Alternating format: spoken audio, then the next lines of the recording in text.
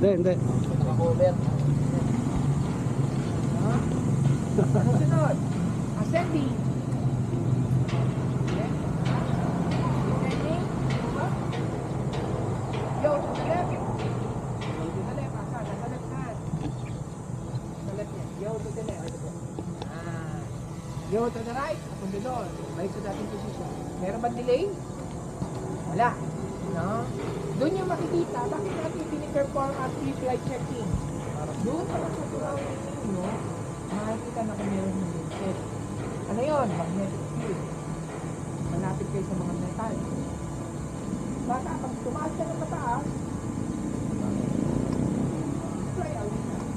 Yun ang may iwasan natin. Pag doon pa lang tayo sa ito, pwede tayo lumipat na yung ABT natin. Remember?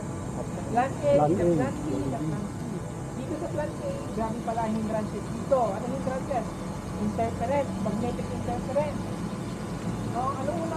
Sulo. Malakas po yung interference. Sa likod natin, malakas na mag-interference, lalo sa mga puno. Bakit po? May ayaw yung sumadali dyan. Tapos yung ground. Okay, yan po yung pre-flight checking natin. No? Bakit kaya natin yung inform? So inform your comrade that you are activating it.